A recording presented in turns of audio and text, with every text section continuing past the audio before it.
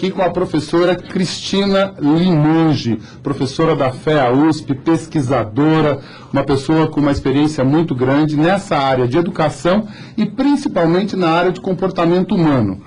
E aí, Cristina, boa noite, bom ter você aqui. Boa noite, obrigada pelo convite, bom estar aqui também. Cristina, eu queria puxar um primeiro assunto com você, já que o nosso tema hoje é educação e mercado de trabalho, já que nós estamos falando de talento universitário. Eu queria que você dissesse assim, hoje, para essa galera que está terceiro, quarto ano de um curso universitário, que está aí se preparando para enfrentar o mercado de trabalho, qual é a principal dica? O que este menino, essa garota precisa ter hoje? O que ele precisa ter prioritariamente? Qual é a couraça que ele precisa vestir? Qual é a vestimenta que ele precisa ter? Qual é o diálogo que ele precisa levar? Qual é a formação? Precisa tomar água com açúcar antes da primeira entrevista? Tem que ir de terno? Não tem? Enfim, conta um pouquinho para a gente poder começar esse nosso bate-papo. Qual é a primeira dica? O cara está no terceiro ano de faculdade, vai para o mercado de trabalho, e aí? Bom, Ismael, Fernanda, a primeira questão é a autoestima. Ele tem que saber que ele tem talento. E talento universitário pressupõe uma qualificação. Então, aproveitar ao máximo do que ele já viu na universidade, dos colegas, do que ele observou do aprendizado dele fora da universidade. Então, primeira coisa, autoestima e alta resistência à frustração. Porque é um mercado selvagem, forte, exigente e, apesar de ser de alto nível, elitista, nível universitário, 1% da população brasileira, ele vai se submeter a várias provas de fogo. E essas provas de fogo, elas precisam de inteligência, malícia, porque é negociação, e perspectiva de futuro. Como a Maria falou, ele não vai só ser escolhido, ele também tem que escolher. Então, a primeira dica é não perca a sua autoestima. Saiba olhar o seu talento para, a partir daí, ter condições de estar negociando, lidando com a perda, retomando, reavaliando. Então, está bastante centrado.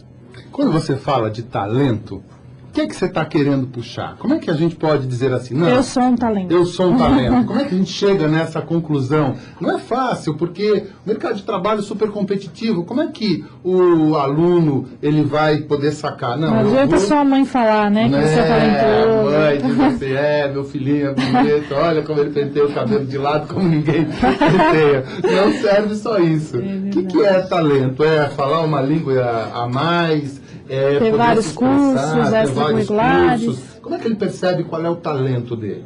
O talento ele passa por um processo de socialização. Além da mãe, outras pessoas têm que reconhecer. A mãe também é importante, né? Fundamental. Mas às vezes a mãe ela é exigente, está mais ansiosa, o pai, a família cobra mais, ou tem um irmão mais velho, um irmão mais novo, algum parente que já se deu muito bem, tá vendo? Ganhou tanto, mas como? Você vai pegar esse trabalho? Né?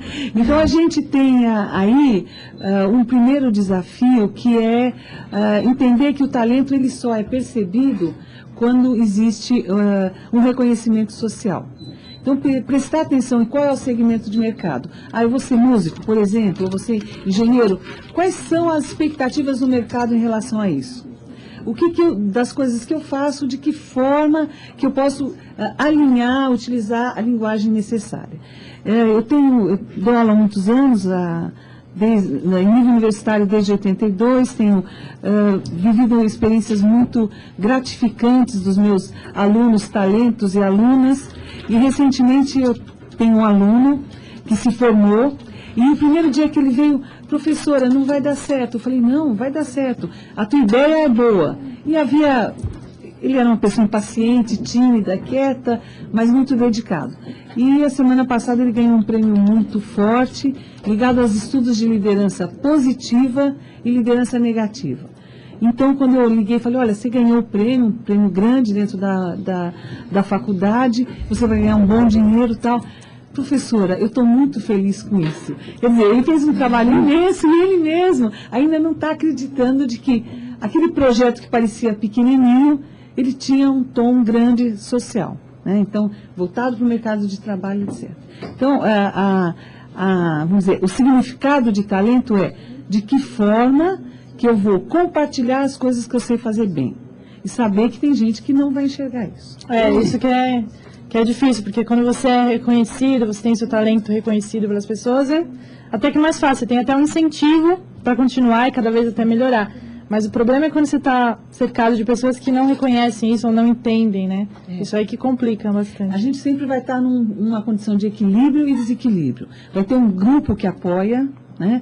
Ou às vezes basta uma pessoa estar te apoiando. E há momentos em que as pessoas pressionam. Então essa condição de desequilíbrio, puxa vida, eu não sou reconhecido, eu acho que ele também é um momento de aprendizado. Então... Muito bom, eu acho que esse é um assunto emocionante aí, né? Porque a gente está falando de ser reconhecido, de autoestima, de procurar encontrar um caminho, de poder ser feliz. E mais tarde, eu queria até desafiar um pouco você, que está aí plugado com a gente, que está conversando com a gente no site. Eu queria fazer uma pergunta para você. O que é que você acha? Que hoje vale mais o prazer, estar trabalhando numa coisa que você gosta, ou vale mais uma coisa que te dá grana, que você vai conquistar uma série de coisas? Se você hoje tivesse que escolher um trabalho em que você pudesse ganhar muito, mas que te enchesse muito o saco, e se você tivesse um outro trabalho que você vai ganhar menos, mas que fosse prazeroso, qual você escolheria? É isso que eu estou perguntando para você que está plugado na gente. Mas vamos ver um pouquinho aqui a nossa plateia, que é uma galerinha da ESPM. Então eu gostaria que quando vocês fizessem as perguntas, dissessem o nome, se apresentem e façam uma pergunta para a Cristina. Vamos lá, galera. Professor, meu nome é César. Você usou o termo alta resistência à frustração. Né? Eu sei que hoje em dia o mercado de trabalho está muito concorrido, até mesmo para quem faz faculdade. E eu queria saber sua opinião, se você acha que vale a pena a gente pegar uma bolada de endereço de internet, mandar milhões de currículos, correr atrás de 1000 entrevistas, até nem sabendo direito o que você vai fazer, ou se vale a pena investir realmente em algumas empresas que você acha que tem mais a ver com você, o que você acha que funciona mais? A gente tem poucos dados sobre o resultado disso. Eu acho que a opção é multimídia. Se você tem uma estrutura para mandar milhares de currículos, manda. Mas o que a gente vê que funciona mesmo é a rede de relacionamento pessoal. Então, em geral, a possibilidade de você acertar um primeiro emprego de boa qualidade, e aí, de novo, destacar a importância, por que um bom primeiro emprego? Porque você já começa numa condição de perceber e aprender via coisas, vamos dizer, positivas. Você já está num degrau a mais. Então, eu diria assim, manda currículos, mas o retorno, saber que é 0,1%. Mas deve mandar. Eu já trabalhei com recrutamento de seleção há muitos anos e já contratei gente muito boa via anúncio. Mas é a briga da quantidade versus qualidade. E às vezes você não consegue ser visto. Então tem que dar um diferencial no teu currículo, colocar uma mensagem diferente, destacar a experiência internacional, nem que seja que vocês foram um sacolão na Europa durante o mês, vale, o que você viu, o que você aprendeu, visitou a biblioteca, fez um projeto comunitário e tal. E rede de relacionamento. Além disso, em que empresa eu gosto de trabalhar, gostaria, entra no site, pesquisa, vai em evento em que você pode ter mais opiniões sobre o que você está buscando. Mas a minha sugestão é multi-abordagem. Não existe uma receita clara, linear sobre isso. A gente sabe que existe a questão, quem indicou? Mas hoje, quem indicou só não funciona. Tem o QG, quem garante. E quem vai garantir é a tua qualificação, a seriedade do teu trabalho, persistência. E tem a questão, o equilíbrio. Onde que eu vou investir? No meu estudo ou no meu trabalho? Onde que eu vou? Porque tem trabalhos bárbaros, você ganha muito, gosta, mas não dá tempo de estudar. Então, qual é a opção que você pode fazer? Porque não pode ficar fora do ar também, né? Em termos de manutenção, autonomia econômica. Né? Tá, já. Cristina, tem uma pergunta aqui da Cláudia, uma internauta. Ela está fazendo um comentário, né, na verdade. Vamos ver se eu entendi bem. Ela está falando que esse talento que a gente está conversando aqui, na verdade, se inclui também qual faculdade a pessoa cursou.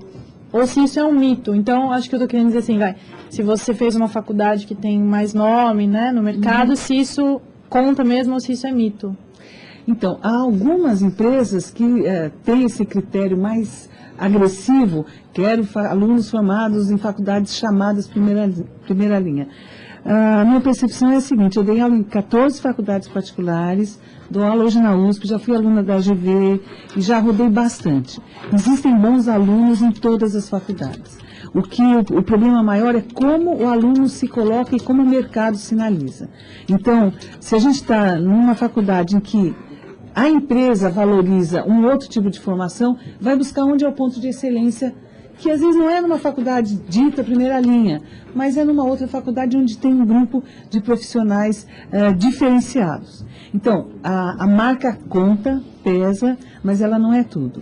Então, se a pessoa não teve a oportunidade de entrar ter uma primeira formação num ambiente considerado núcleo de excelência, vai fazer um curso complementar sobre isso, vai conhecer ou vai buscar uma empresa que tem identidade com aquela faculdade, com aquele grupo de professores e de profissionais. Então, pessoalmente, eu me formei por uma faculdade, fiz mestrado em outra, pós-graduação em outra. Então, deu para perceber que se você tem uma coerência no sentido da escolha de onde são os núcleos de excelência, você tem argumento para negociar na hora da tua contratação. Mas existe, o mercado hoje sinaliza muito essa questão da marca. Legal. Eu vou responder uma questão feita pelo Luzan, não sei, acho que sou psicólogo, pelo Luzan. Ele disse que é psicólogo e que gostaria agora de entrar no mercado publicitário, se existe espaço para isso. Cara, existe espaço sim.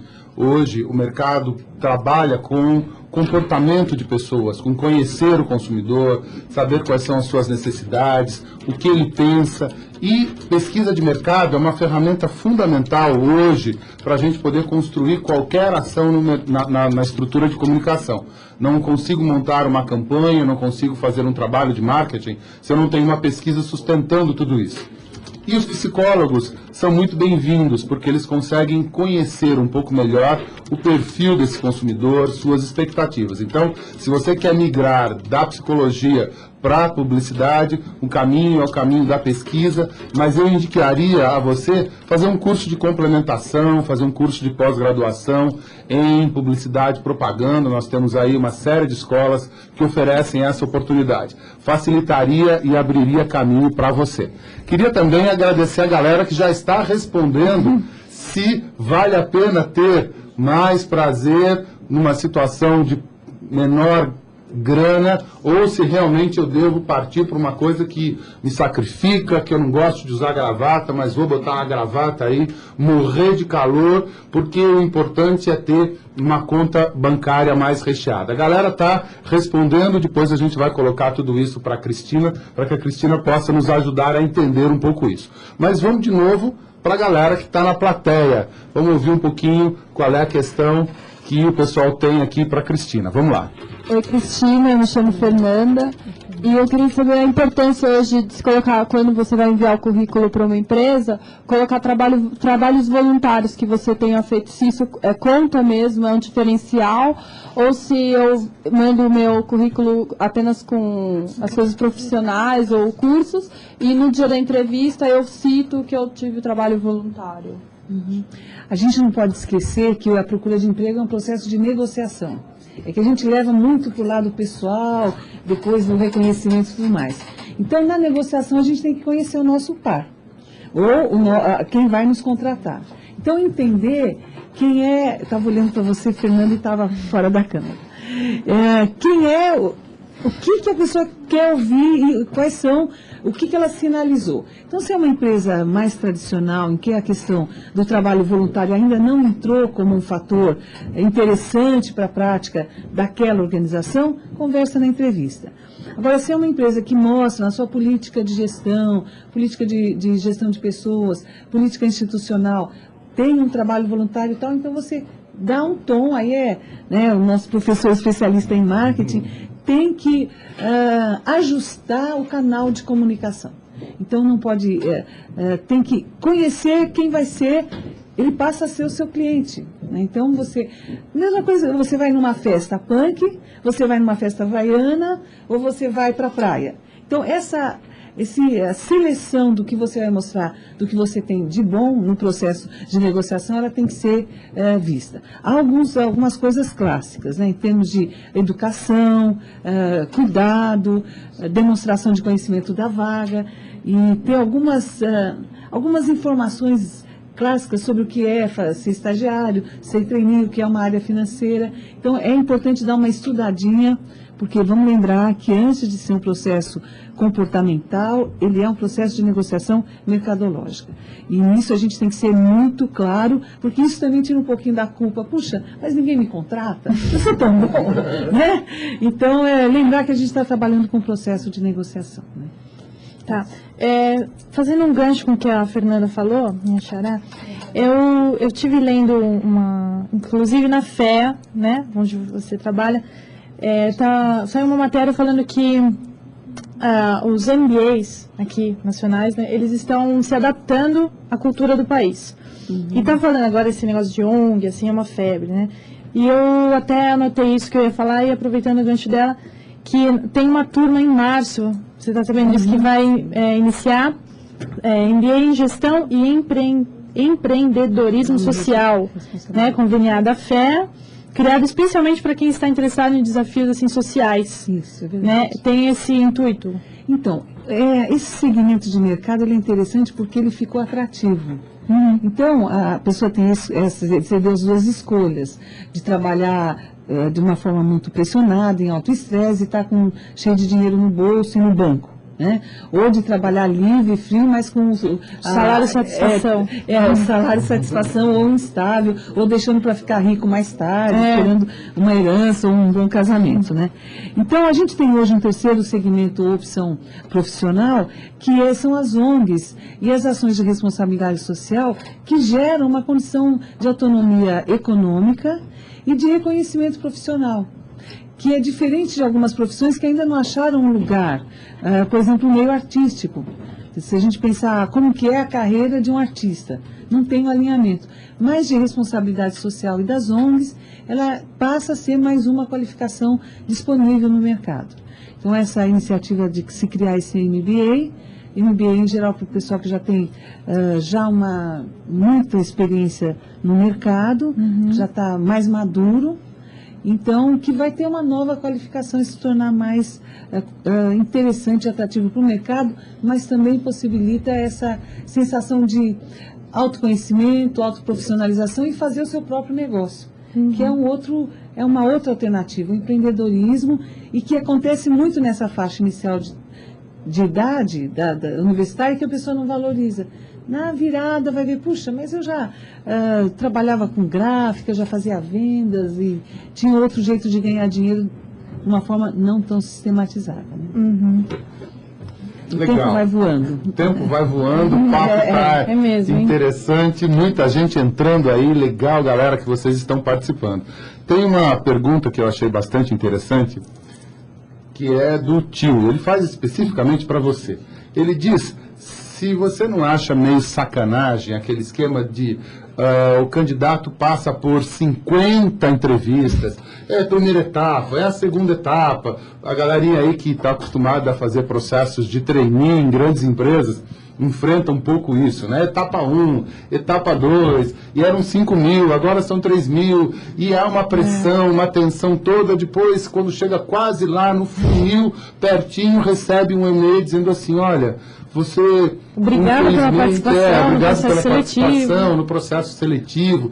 Tem que ser assim, tem que ter essa tensão toda, tem que ser meio cruel desse jeito, como a galera reclama, que no fundo é um pouco. Não teria uma outra forma, uma outra metodologia para a gente selecionar um pouco e evitar tantas etapas, essa moedor de carne aí que vai sugando a galera? O que você acha disso, Cristina? Eu acho uma incompetência da nossa área. Então, o estado da arte nessa questão, ela é muito complicada. Primeiro que a gente tem um volume de oferta muito grande e desse volume você tem pouca gente no final da história. Agora, o método, ele ainda é muito, muito primitivo. E muitas vezes a pessoa passa um mês fazendo avaliação, teste e entra. E acha que vai fazer uma coisa muito diferente porque ele ficou um mês no moedor de carne e vai passar fax. Aí pede demissão. Então, a gente tem problemas gravíssimos. Não sei se eu supervalorizar Então, a gente tem problemas, tirar xeros, mas isso faz parte do trabalho hoje. Não. Eu acho que tem um mito de que é o que só o trabalho intelectual ou o trabalho de relacionamento social. Não. Esses trabalhos de rotina fazem parte do desenho da tarefa. Tem a história do estagiário que vale tudo, né? Que é estágio otário, tem todas essas coisas demais. É boa. Então, a gente ainda tem uma condição bastante complexa da possibilidade de escolha. Existe um abuso em termos de uso de técnicas pela dificuldade de acerto. É mais ou menos como as cirurgias da década passada. Vamos pensar, uma cesariana, se abria a barriga, era o maior estrago, vamos dizer 2 décadas. Hoje é um corte pequenininho, então a gente tem técnicas invasivas, altamente invasivas, usam o tempo e não dá o retorno na dimensão do esforço. Então, esse é um problema grave que a gente tem, por isso que o pessoal de gestão de pessoas é amado e odiado. Porque, além de tudo, depois tem um corte. Daí a pessoa é demitida depois de 1 ou 2 meses. Então, essa lógica, por isso que eu digo alta resistência à frustração. Muito bom. Nós estamos aqui no Talento Universitário, que é uma produção do portal Universia Brasil, em parceria com a AltV.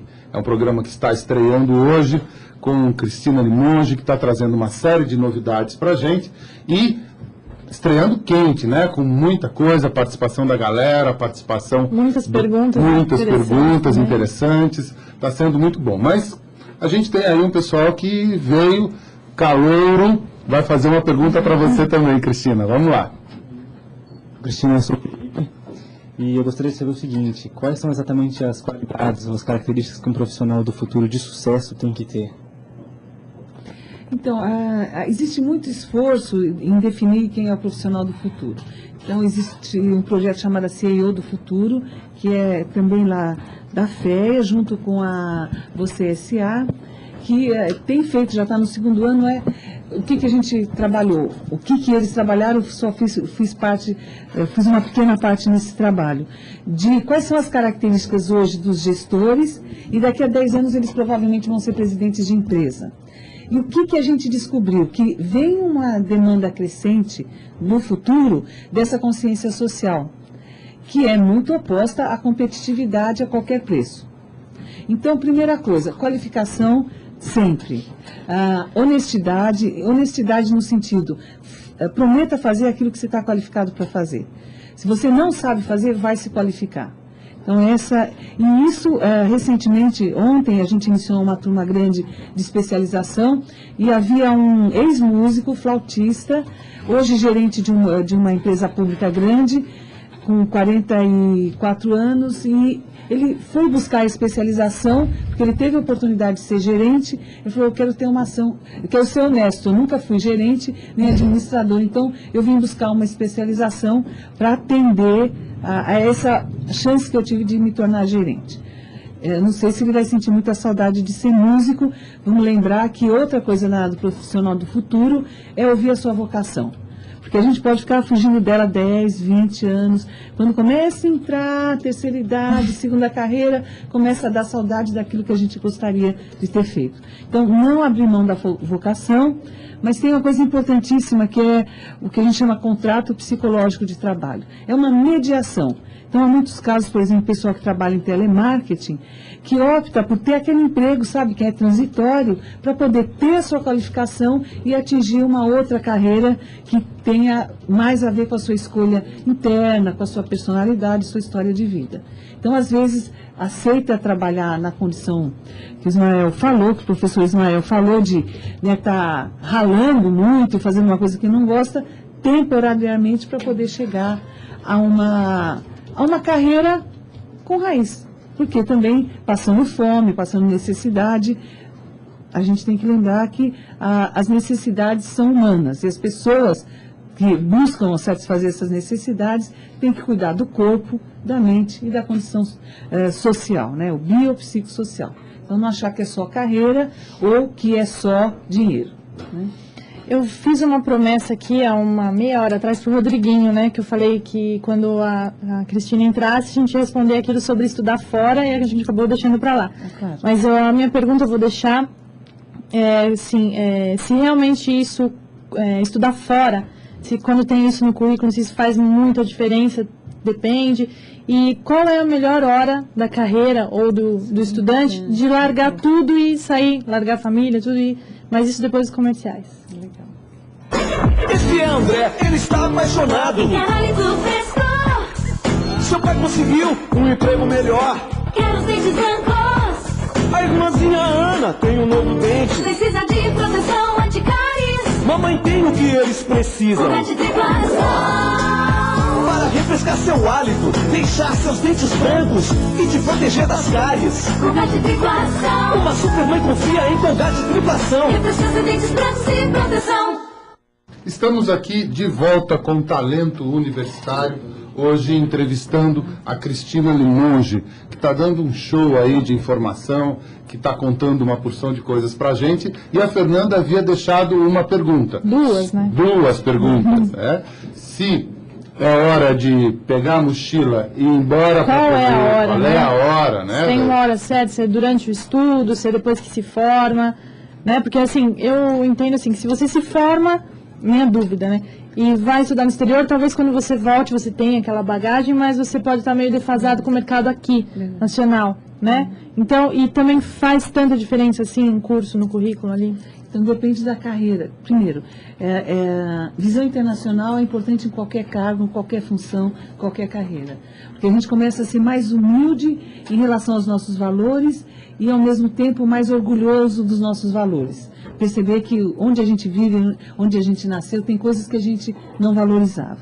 Então, depende da carreira. Se vai, por exemplo, para um mercado nacional, né, questões específicas da condição de vida nacional, não é tão importante de imediato viajar. Então, o momento ideal, a gente tem o pessoal do segundo grau que vai fazer intercâmbio, vai morar fora um tempo. Isso já é uma primeira experiência internacional positiva com baixo impacto social e econômico em termos de carreira. Na faculdade, segundo e terceiro ano tem sido o período em que os alunos têm ido, eu tenho acompanhado e têm voltado. E não tem aquela quebra da rede de relacionamento. Quando vai se optar por uma carreira acadêmica, por exemplo, fazer um mestrado ou um doutorado, existem oportunidades que envolvem remuneração, porque a pessoa já se torna um pesquisador, então ele já está produzindo, em que ele também pode ficar 6 meses fora, ou pode optar por um doutorado fora. E o curioso é que essas experiências internacionais, quando são muito boas, a pessoa acaba ficando lá, né? Então, sempre foi uma preocupação essa coisa de você sair fora do país. E faz falta para a formação gerencial, executiva, pesa mais dependendo do tipo de empresa. Se é uma empresa americana, se é uma empresa alemã, uma empresa japonesa, e se ela tem um produto de mercado internacional, passa a ser importante. Mas às vezes na própria empresa já tem programas do que a gente chama de programa de expatriados. Então, conhecer se a empresa tem, e aí você vai remunerado e com o apoio da empresa. Então, você tem tem menos trauma.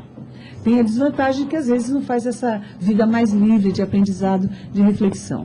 Então, a hora de ir para o exterior, quando se está no nível universitário, é segundo e terceiro ano.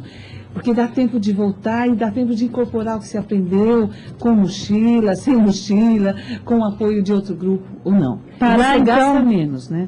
Parar, então, os estudos por um tempo e viver fora. Um semestre. Tá. Eu tenho alunos que pararam 1, 2 anos, voltaram, retomaram, é um esforço, perde a turma. Ainda está no pique, né, de estudar, não perde o... Tá. Em geral tem. Tem um que gostou tanto, ficou lá, foi deportado. Ele era muito engraçado. Mas hoje ele é um super empresário, tem uma rede de negócios de comércio e voltou a viver bem. Legal, nós não queremos deixar nenhum dos nossos convidados hoje aí da galera sem fazer uma pergunta para a Cristina. Então, vou pedir para que vocês façam os dois, uma pergunta um e outra pergunta outro, porque a gente está aí quase estourando o nosso tempo. Então vamos lá, é com vocês. Um e mais um, e a Cristina responde as duas depois.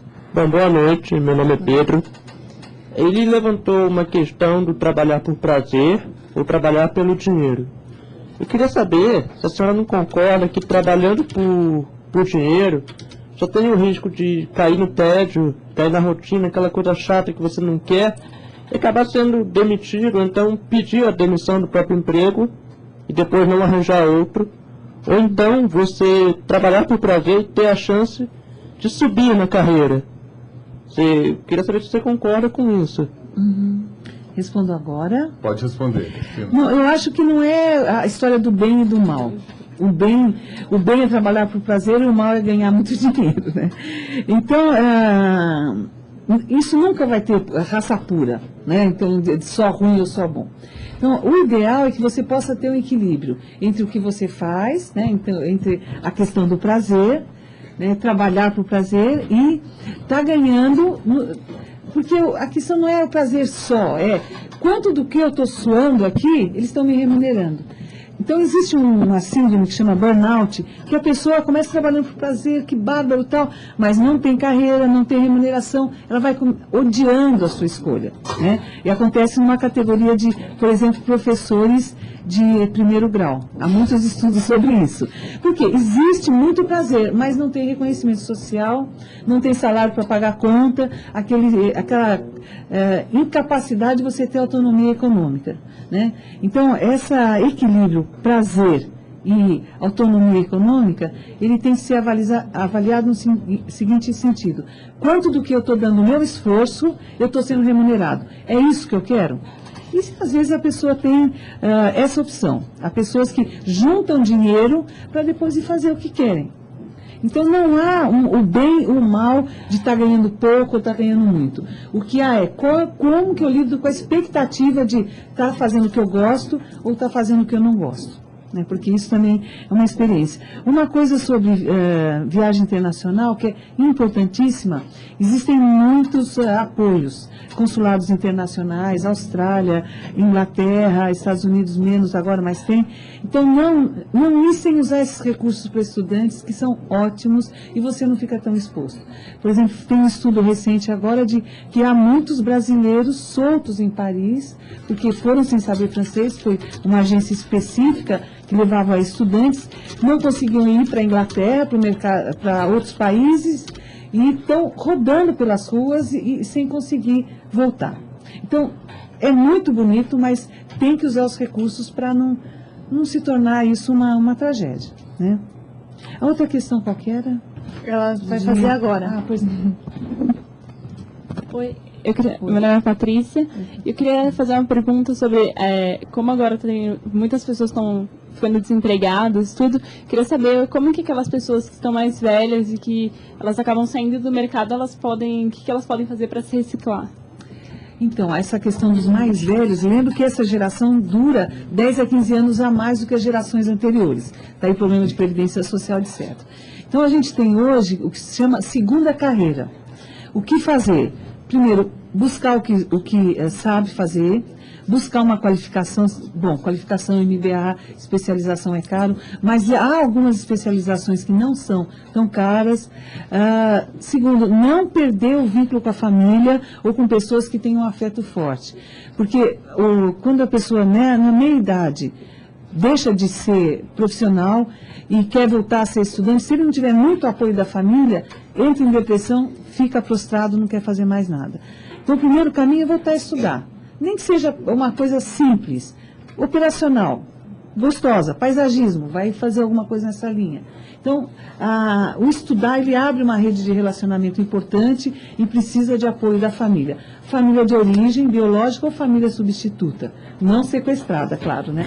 Mas você precisa de uma rede de relacionamento para te dar gás para a pessoa, porque ela está desnorteada, ela está com a identidade como pessoa restrita.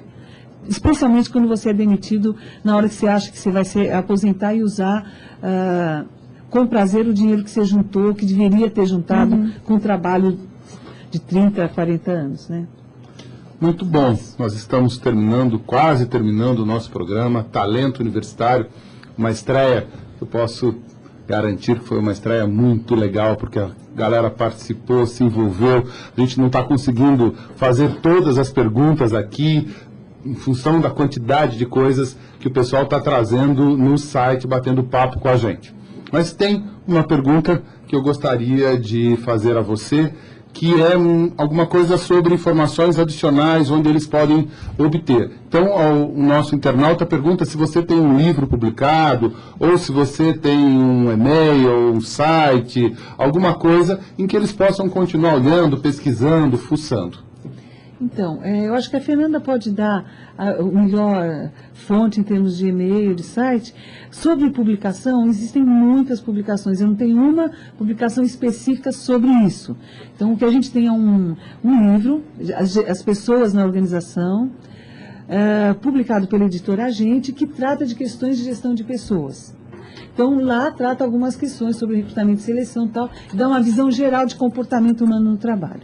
Existe um programa chamado POC, Programa de Orientação, dentro da FEA e que está no site da USP também, pode ser acessado. Buscar site de busca, fazer busca, né, e que existem coisas no mundo inteiro sobre... A palavra-chave é vocação. Talento, ele vem numa linha bem profissional já de carreira e de emprego. Agora, a gente não pode esquecer, eu acho que a Fernanda Ismael tem um endereço certinho que eu não decorei, porque é estreia, né, dos dados de acesso. Na verdade, assim, são muitas pessoas que estão aqui no chat fazendo perguntas, não vai dar para responder todos, já não deu, porque hoje é estreia, a gente pode estourar uns minutinhos, né, eu acho, não sei se a gente vai levar um bronco quando sair daqui. Mas eu queria primeiro agradecer a todo mundo que está aqui, eu não vou falar o nome de todo mundo, que se eu esquecer alguém vai, né? Então, agradecer a participação, foi muito legal, agradecer a vocês, né, da ESPM, muito obrigado por estar aqui com a gente, voltem mais vezes, né? E assim, para quem quiser continuar esse papo com a professora Ana Cristina, amanhã ela estará às 10 horas, é isso? 10h30, no site do Universia, www.universiabrasil.net/talento. Lá tem todas as informações sobre o programa especificamente, mas claro que você vai dar uma fuçada em outros canais como carreira, empregos, que isso tudo vai interessar para vocês. Pelo que eu estou vendo aqui, tem muita pergunta que ainda tem que ser, muitas dúvidas que têm que ser sanadas. Amanhã, então, você vai continuar falando de mercado de trabalho e no próximo programa, né, acho que nem o Ismael sabe ainda, no dia 26 nós vamos ter aqui com a gente um médico, o Dr. Clemar, que ele vai falar um pouco de um assunto bem diferente, assim, os desafios da profissão de médico relacionados à medicina de risco, voltados ao esportes radicais, assim. Tá? Então, bem legal, não perca o dia 26, 8 horas aqui de novo. Muito Tô falando bom. que acabou, então acabou. Então acabou. Galera, super obrigado Boa por noite, estarem aí até agora, ouvindo, participando com a gente. Então, na próxima quarta, baita programa falando de um médico que está aí investindo nessa área de medicina de risco, esportes de risco. Então a gente vai falar um pouquinho se a galera deve continuar saltando de bungee jump, se deve continuar descendo cachoeira, escorregando aí, como é que essas coisas acontecem. Valeu super ter vocês, Cristina, super obrigado. Foi super importante ter você com a gente e nos vemos na próxima quarta. Beijo pra vocês, até mais. Valeu, tchau. Boa noite.